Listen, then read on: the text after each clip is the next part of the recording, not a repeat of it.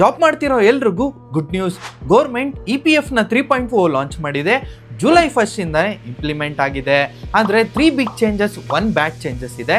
ಎಲ್ಲ ಹೇಳ್ತೀನಿ ಕೇಳಿ.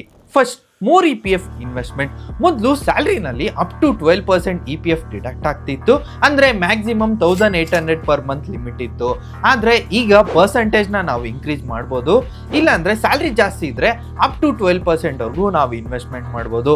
ಈಗ ಇನ್ವೆಸ್ಟ್ಮೆಂಟ್ ಅನ್ನೋದು ನಿಮ್ಮ choice. Next, easy withdrawal.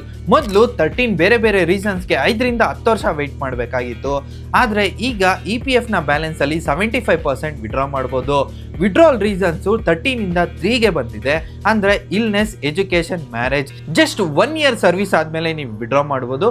Housing ಕೂಡ home buy, construction, home loan ರೀಪೇಮೆಂಟ್ಗೆ EPF ಬಳಸ್ಬೋದು. Next, super fast claim settlement. ಈಗ EPFO ಸೆಟಲ್ಮೆಂಟು ಜಸ್ಟ್ 3 ಡೇಸ್ನಲ್ಲೇ ಆಗಬೇಕು. ಆಗಲಿಲ್ಲ, PF ಆಫೀಸರ್ ಡಿಲೇ ಮಾಡಿದ್ರೆ ಅವ್ರಿಗೆ 12% ಪೆನಾಲ್ಟಿ ಬೀಳುತ್ತೆ.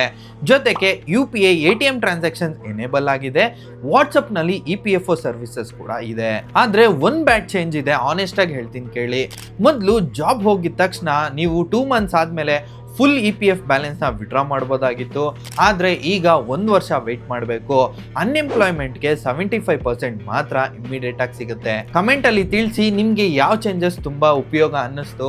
ಹಾಗೂ ಈ ವಿಡಿಯೋ ಪ್ರತಿಯೊಬ್ಬ ಎಂಪ್ಲಾಯೀಸ್ಗೂ ಶೇರ್ ಮಾಡಿ.